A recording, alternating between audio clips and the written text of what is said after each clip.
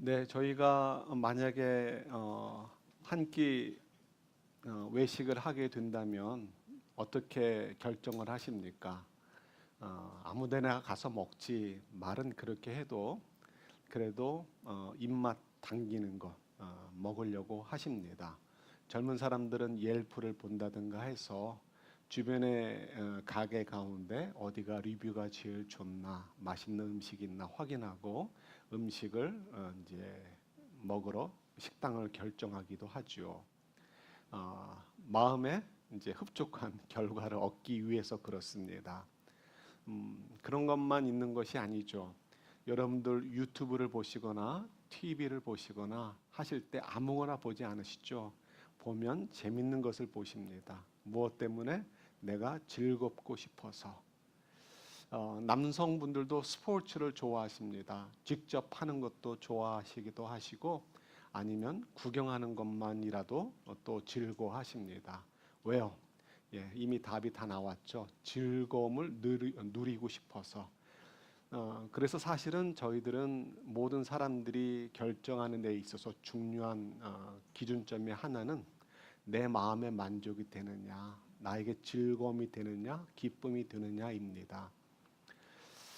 그러나 저희들이 아쉽게도 이런 즐거움만 있는 것이 인생이 아니라는 것을 또 고백할 수밖에 없습니다. 그래서 이 즐거움에 반대되는 말이 있다라고 한다면 지겨움이 아니고 고통이라고 우리가 표현할 수 있습니다. 그래서 이 두 개를 좀 더 확대시킨다면 즐거움 이런 것은 행복이다라고 표현할 수 있고 또 어떤 고통 이런 것을 불행이다라고 얘기할 수도 있습니다. 여러분 인생을 살면서 즐거움 혹은 또 이 철학책 같은 데 보면 그 단어를 쾌락이라고 번역을 많이 해놓습니다. 우리가 평소에 사용하는 언어가 아니죠. 쾌락. 그렇지만 어쨌든 이 쾌락, 즐거움이 우리의 삶에 영향을 더 끼칠까요? 아니면 고난, 고통 이런 것들이 저희들에게 더 영향을 끼칠까요? 고통이죠. 예, 고난, 고통입니다. 뭐 누가 얼마나 정확하게 그 치수를 잴 수 있을지 모르겠지만 쇼펜하우어 오늘 이분 얘기를 좀 많이 할 텐데요. 쇼펜하우어의 말에 의하면은 고통, 이 고난이 즐거움보다 쾌락보다 10배나 더 우리 인생에 영향을 끼친다라고 이야기를 합니다. 네, 꼭 10배일지 아닐지 몰라도 예, 그만큼 고통이 우리에게 많은 이제 임팩트를 준다는 거죠. 예를 들어서 저희가 건강할 때는 우리 몸에 뭐가 있는지 신경도 안 씁니다. 눈에 보이지도 않죠. 위가 어디 있고 심장이 어디 있고 학교에서 배우긴 배웠지만 저희도 솔직히 정확한 위치 모릅니다. 폐가 어디 있고. 그러나 아프게 되면 그 위치가 어딘지를 알게 되고요. 관심을 갖게 됩니다. 평소에 우리가 나는 심장이 있어서 너무 좋아 이런 생각하나요? 나는 위가 있어 너무 좋나요? 좋다 이런 생각하나요? 안 하죠. 내 폐는 정말 이쁘게 생겼어 이렇게 생각하는 사람 아무도 없습니다. 그렇지만 아프게 되면 어떻게 생겼는지부터 궁금하게 되어지고 여러 가지 관심을 갖게 되는 것이죠. 이만큼 사람들에게 있어서 중요한 것, 우리 삶에 있어서 중요한 것은 고통, 고난이라는 것입니다. 그래서 이 고통, 고난 때문에 저희들이 힘이 들죠. 그래서 어떻게 하면 이 고통과 고난을 극복할 수 있을 것인가 이것 때문에 사람들이 참 많이 애를 씁니다. 깊이 생각하지 않고 몸이 가는 대로 감정이 가는 대로 생각하는 사람들은 어떻게 할까요? 그렇게 반응하는 사람들은 가장 흔한 거 내가 정신을 잃을 때까지 술을 마신다든가 아니면 내 마음에 걸리는 거를 잊기 위해서 다른 거에 그냥 빠져버리는 것입니다. 뭐 드라마에 빠진다든지 아니면 밖에서 어떤 액티비티 사람들과 만나면서 수다를 하면서 잊어버리려고 한다든가 잠시라도 좀 벗어나고 싶은 것이죠. 많은 사람들이 드럭을 하는 이유가 어디 있을까요? 자기 돈 들어가며 자기 건강 해쳐가며 드럭을 하는 이유들도 사실은 그 그냥 힘든 부분들을 잊고 싶다라는 거예요. 철학적인 언어로 쾌락. 아니면 어떤 즐거움 그런 걸 통해서 이 고난의 순간들을 좀 넘어가고 싶다. 시간을 좀 벌고 싶다. 해결은 되지 않지만 일단 피하고 싶다라는 반응들을 하는 이유가 거기에 있는 것이죠. 그래서 이 쇼펜하우어가 하는 얘기가 있습니다. 그리스도인이 아니에요. 신앙을 반대하는 사람입니다. 그럼에도 불구하고 이 철학자들이 때로는 참 똑똑한 얘기를 해요. 왜 그럴까요? 하나님께서 창조해 주신 원리가 있잖아요. 그걸 골똘하게 찾아보다 보면은 하나님을 모르는 사람도 하나님의 창조의 원리를 조금씩 캐치할 수 있어요. 마치 수학을 열심히 공부하면 수학의 원리, 수학이 숫자의 노름만은 아니잖아요. 논리적으로 생각하는 것도 도움이 되고 또 다른 어떤 그림을 그리는 데도 도움이 되고 음악을 작곡하는 데도 결정적인 도움이 되고 이런 것들이 있잖아요. 그러니까 하나님의 창조의 원리를 믿음이 없어도 연구라면 어느 정도는 조금 알아갈 수 있는 것들이 있잖아요. 그래서 이 쇼펜하우어가 그런 걸 좀 찾아낸 것 같아요. 이분이 하는 얘기가 있습니다. 우리가 조금만 생각을 깊이 해보면 창조적인 순간을 맞이할 수 있다는 거예요. 내가 조금만 깊이 생각을 하면 내가 지금 너무 속상해 있는 이 고난이 다가 아니구나 하는 것을 발견할 수 있다는 거죠. 예를 들어서 이분 이제 표현에 치아를 얘기하는 거예요. 치아하면 좀 고급한데 이빨 그러면 조금 저급하지만 이빨을 생각하자는 거죠. 충치가 있어요. 그러면 치아가 몇 개 있든 간에 왜 몇 개 있는지 모를까요? 사람마다 다 다르잖아요. 저도 여러 개 뽑아가지고 몇 개 있는지 모르겠어요. 저 지금 한 20개 있다 치자 이거예요. 한 20개 있는데 그 중에 하나가 충치가 걸려서 아프면 어떻습니까?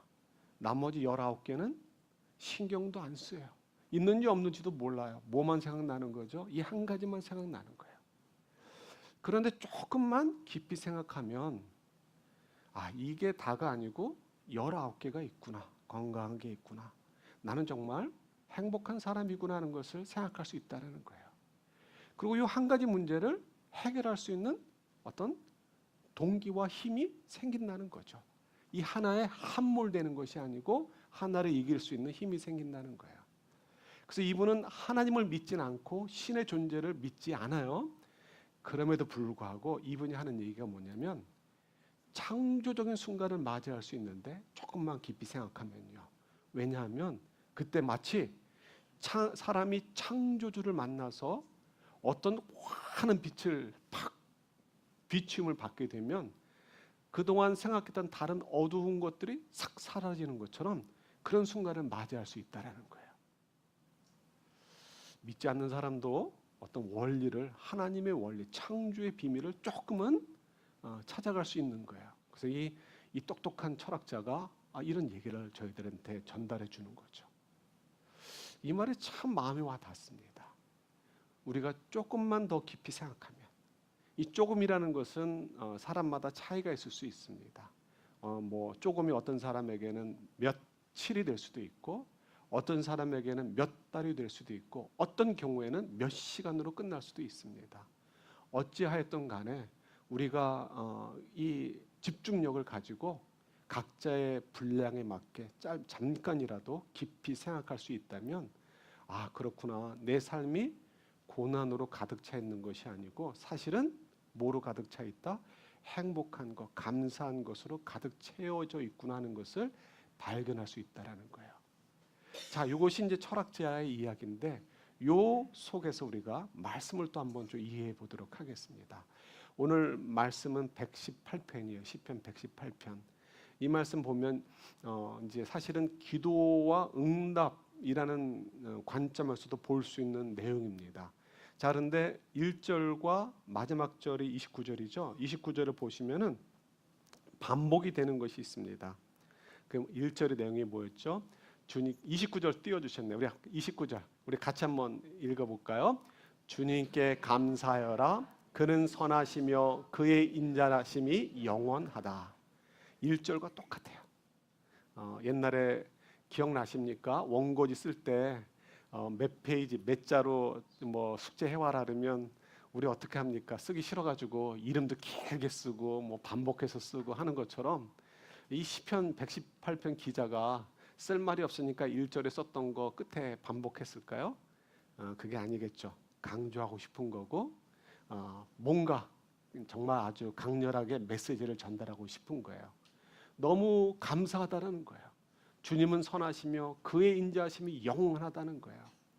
이렇게 말하는 것을 조금 이해할 수 있는 것이 오늘 말씀 가운데서도 5절의 말씀이죠. 5절에 보면 내가 고난 받을 때 부르짖었더니 주님께서 나에게 응답하여 주시고 주님께서 나를 넓은 곳에 세우셨다라고 말씀하고 이제 고백을 하는 거죠.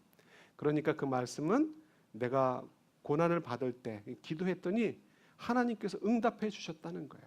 그래서 나를 넓은 곳에 세우셨다. 그러니까 문제가 없는 곳으로 나를 인도해 주셨다. 문제를 해결해 주셨다라고 표현하고 있는 것이죠. 그래서 6절에서 이런 말씀을 합니다. 6절 주님은 내 편이심으로 나는 두렵지 않다.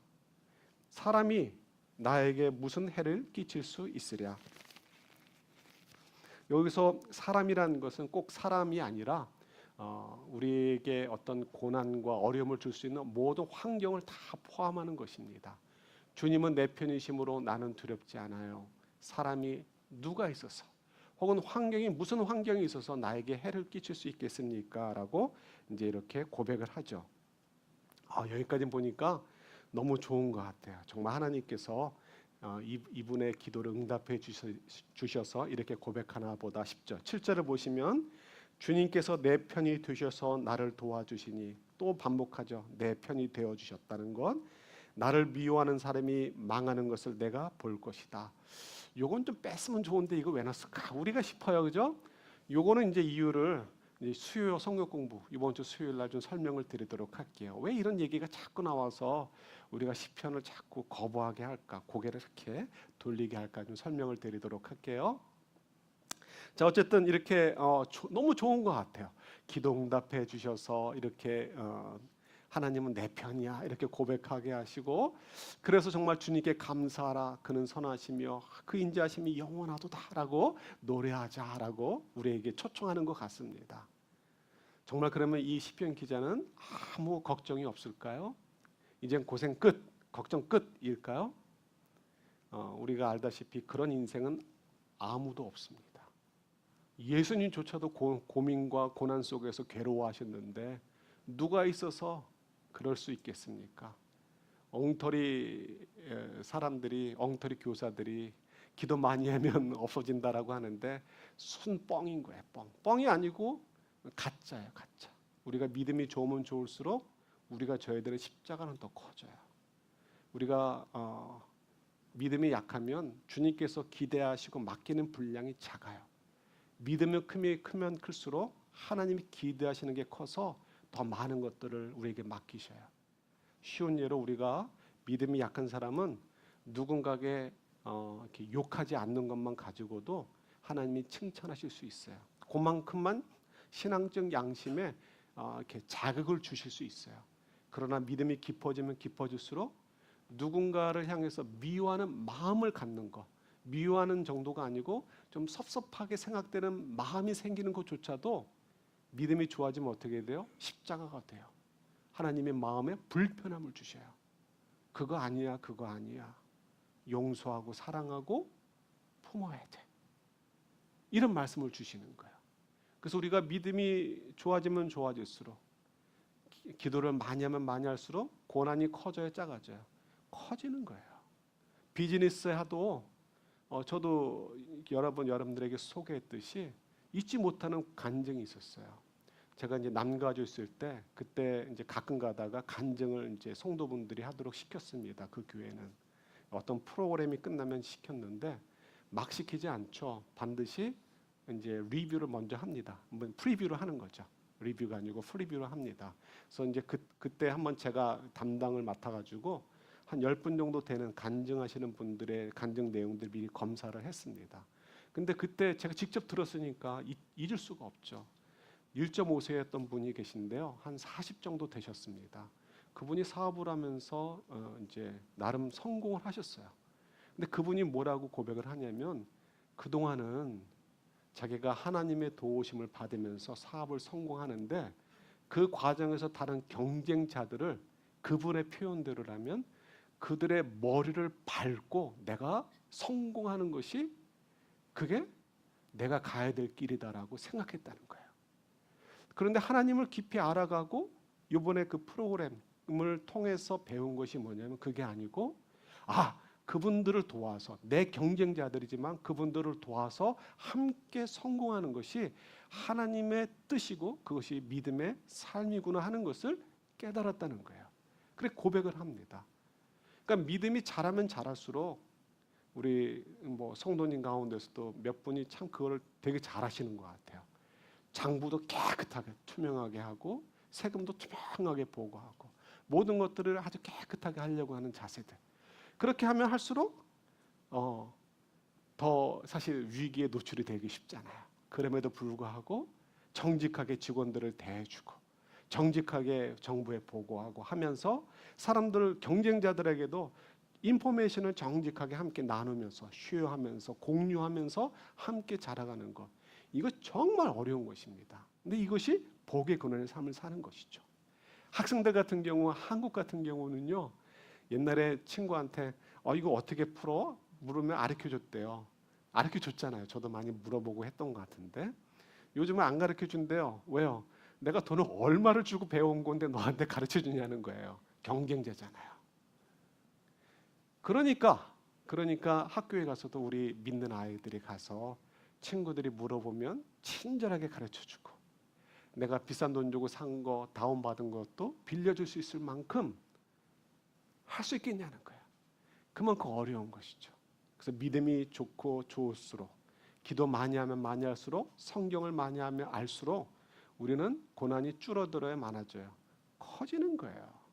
그런데 엉터리 우리 이제 교수님들이 하는 얘기로 사기꾼 같은 이렇게 사람들이 자꾸만 엉터리로 복음을 전하고 얘기하는 것이죠. 그게 아닌 거예요. 자, 돌아온다면 오늘 본문도 마찬가지예요. 25절 보도록 할게요. 25절 말씀 같이 봤습니다. 주님 간구합니다. 우리를 구원하여 주십시오. 주님 간구합니다. 우리를 형통하게 해 주십시오. 지금 뭐라고 간구하고 있어요? 반복하는 것이죠. 우리를 구원해 달라는 거예요. 우리를 좀 형통하게 해달라는 거예요. 그 얘기는 뭐예요? 지금도 뭐가 있다? 내 앞에 걱정거리가 있다는 거예요. 내 앞에 고난거리가 있다라는 거예요. 자, 그러니까 우리가 시편 118편의 기자 주님께 감사합시다. 그분의 인자심은 영원합니다라고 우리에게 함께 찬양하자라고 하는 이 시편 118편의 저자도 어떻다? 여전히 인생 앞에 고난과 걱정거리가 있다는 거예요. 우리가 기도가 부족해서나 죄를 졌기 때문에 때로는 그런 경우도 있지만 대부분의 경우는 그게 아니라는 거예요. 많은 경우는 우리가 주님께서 기대하시는 복의 근원의 삶들을 살도록 하시기 위해서 우리에게 고난이 더 있어지는 거예요. 옛날 같으면 믿음이 연약할 때는 혹은 하나님을 모를 때는 마음껏 욕하고 보복하고 할 수 있어요.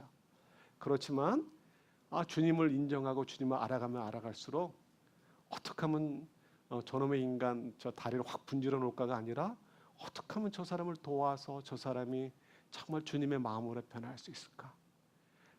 전화 막 돌려가지고 누가 왜 저 인간 왜 저래 이렇게 하던 것을 스탑하고 혼자 입을 뒤집어 쓰고 괴로워하다가 그 괴로워하는 것도 하나님 앞에 막 부끄러워가지고 주님 왜 저는 왜 아직도 이렇게 다 살아가지 못할까라고 괴로워하는 것 이런 수준으로 하나님 우리를 인도하신단 말이에요.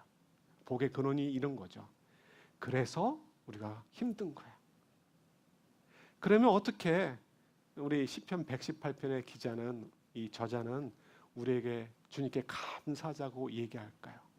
어떻게 우리 주님께 우리 감사하면서 주님은 인자하심이 영원하신 분입니다라고 노래하자라고 얘기할 수 있을까요? 다른 거 없죠. 조금만 깊이 생각해 보면 되는 거예요. 잠깐만 깊이 생각해 보면 되는 거예요.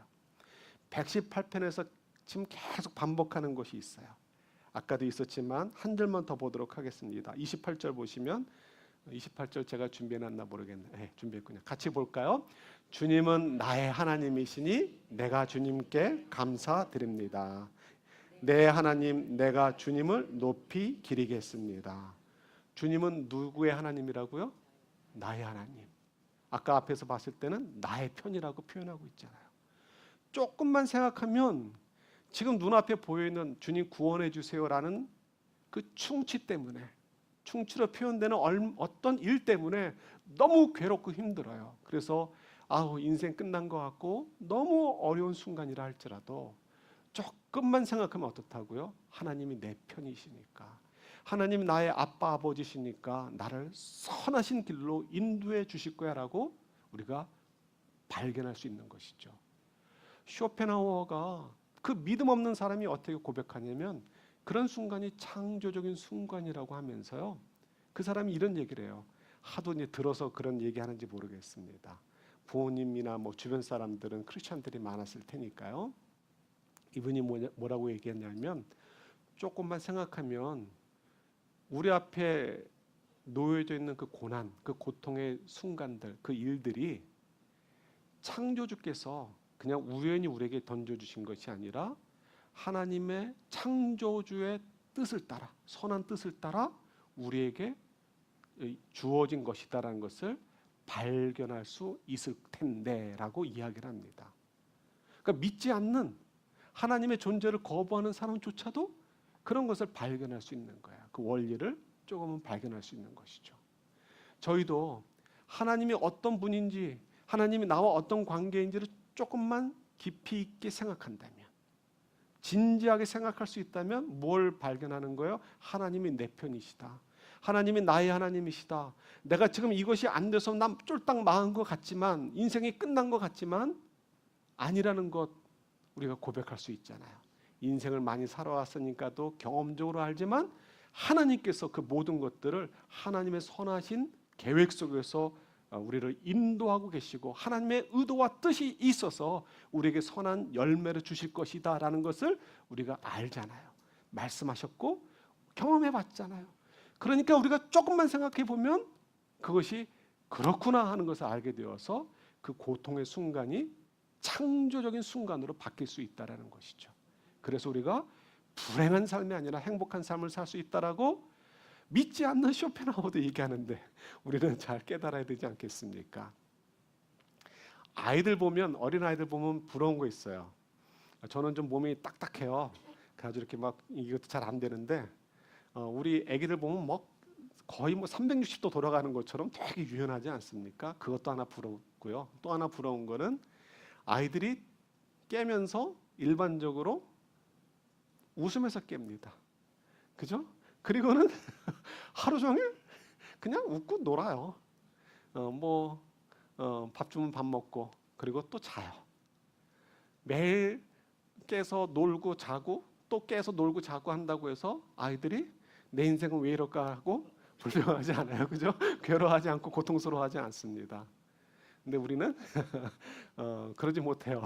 왜요? 우리가 해야 될 일들이 있고 앞에 놓여진 일들이 있기 때문에 그렇죠. 그래서 사실은 우리가 매일 찾아오는 아침이 반갑기도 하면서 그 하루를 또 먹고 또 일하고 또 저녁을 맞이해서 또 잠을 자야 된다는 것이 때로는 그 자체가 고통스러울 때가 많이 있습니다.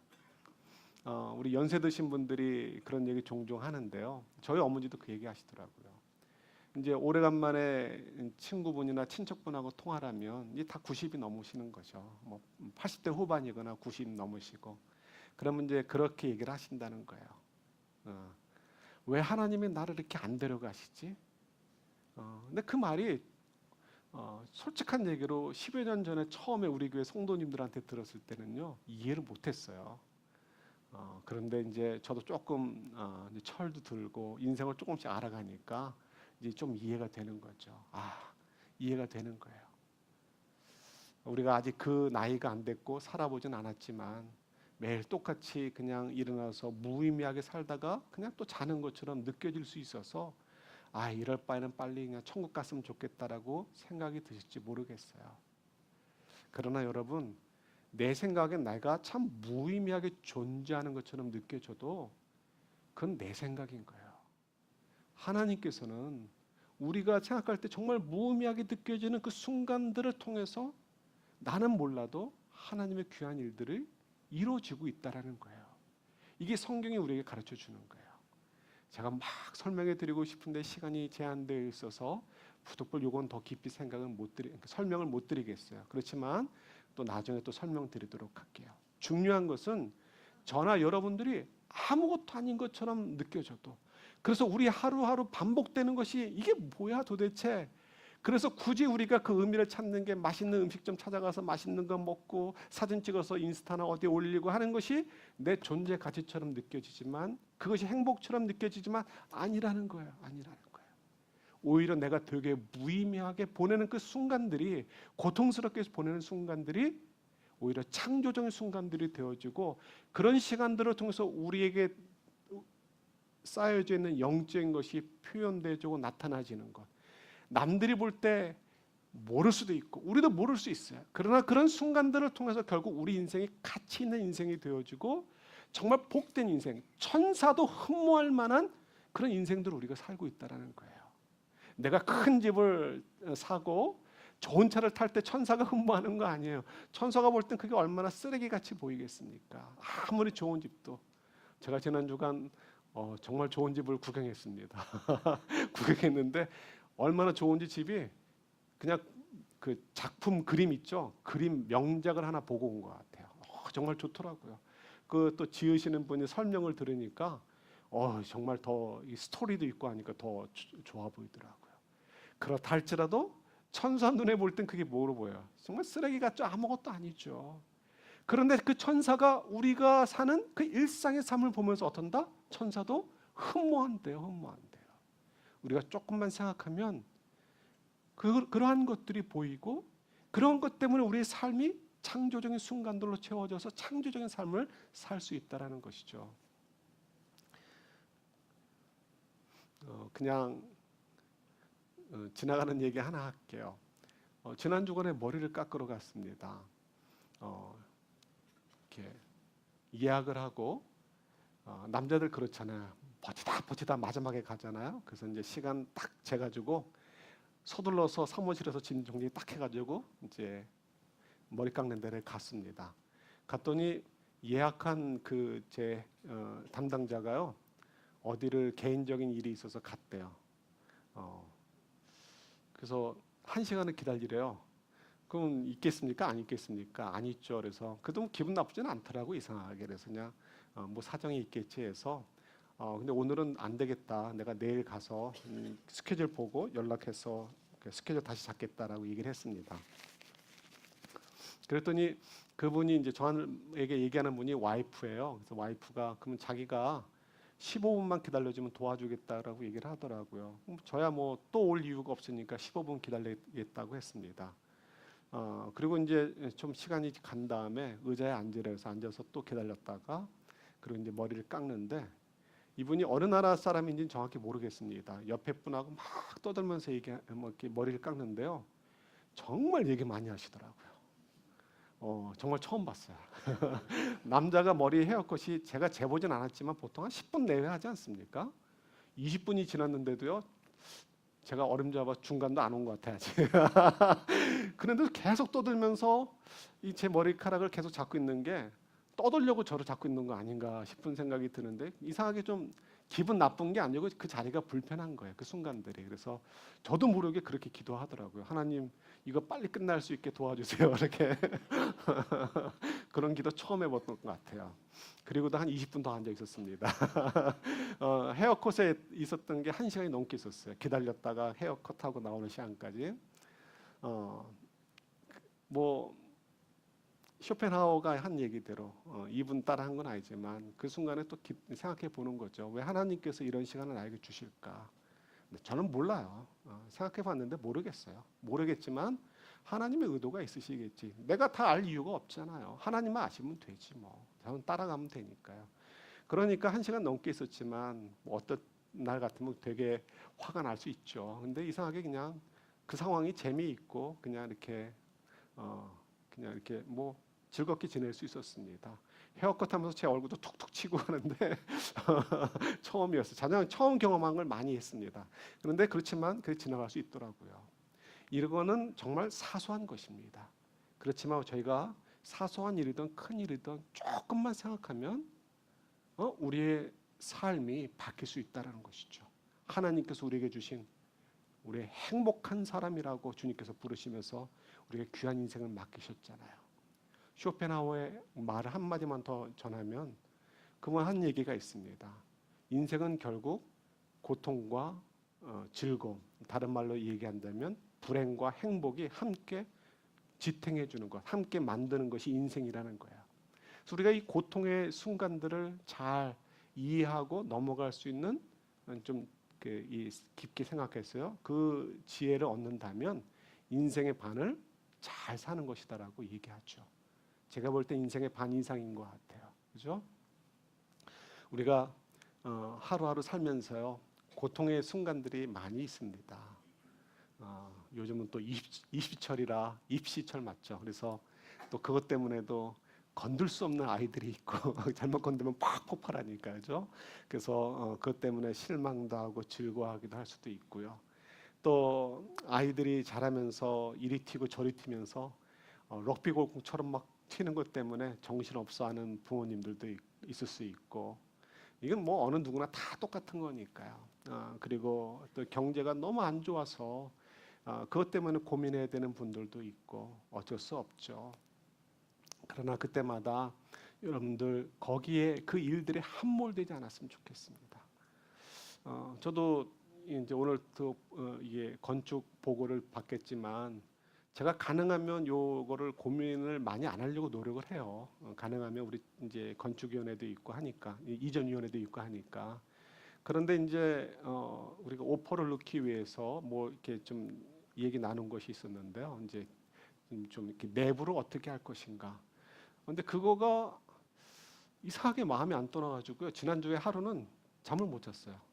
제가 그걸 설계할 것도 아니고 뭐 그런데 어떻게 하면 이제 그를 전도가 잘 될 수 있도록 활용할 수 있을 것인가 그런 고민하다가 그 어차피 뭐 어쩌면 길게 잡으면 2년, 빨라 2년 동안 우리가 고민하면서 만들어가야 될 부분이지만 그래도 이상하게 그날은 그게 아무리 애를 써도 불을 끄고 뭐 기도도 해보고 뭐 애를 써도 그게 머리에서 안 떠나는 거야. 그래서 정말 새벽 늦게 돼서야 이제 잠깐 잠을 잘 수 있었습니다. 사실은 이게 그런 것들이 우리 인생 속에 얼마나 많이 있습니까? 그죠? 고민을 해야 되고 하는 것들이. 그러나 여러분 그때에도 깊게 생각하는 거예요. 조금만. 그러면 하나님이 나의 편이시구나. 하나님이 나의 하나님이시구나. 그 하나님께서 선하신 사랑으로 나를 인도하시고 우리를 인도하시고 우리 가정을 우리 교회를 인도하시고 우리 나라를 인도하시면서 우리를 하나님의 그 선한 계획 속에서 이끌어 가실 텐데 때를 따라 우리에게 필요한 능력을 주실 것이고 그리고 우리보다 더 우리 후손들 같은 경우 더 복된 인생이 되게 하실 것이고 우리 교회도 지금까지 경험했던 것보다 더 귀하게 쓰임 받을 수 있을 것이고 우리 가정도 더 이 지난 히스토리보다 더 복된 가정이 될 수 있을 텐데 라는 그런 소망을 가질 수 있잖아요. 짧은 시간이지만 우리가 깊이 생각한다면 우리 그 순간들이 창조적인 순간들이 되어져서 하나님이 나의 하나님이야 라고 고백하며 하나님께 감사하고 찬양하며 살 수 있게 되는 것이죠. 우리 그런 삶 살아갈 수 있기를 우리 주님의 이름으로 축원합니다. 하나님 아버지, 저희들이 이런 귀한 하나님의 사랑을 받고 있음을 알게 해주시니 감사합니다. 이 사랑 속에 우리 흔들리지 않고요, 필요할 때마다 좌절감을 느끼고 마음이 아플 때마다 스톱하고 잠깐이라도 깊게 생각함을 통해서 시편 118편 기자처럼 25절에서 하나님 빨리 나를 구원해 주세요, 나를 좀 평탄케 해주세요 라고 고백하는 해야 되는 순간이 있다 할지라도 하나님 때문에 주께 감사하세 그의 인자심이 영원함이로다라고 우리가 찬양하며 행복한 기쁨으로 살아갈 수 있는 저희들이 되도록 도와주옵소서. 예수님 이름으로 기도드립니다. 아멘. 자, 우리 함께 일어나셔서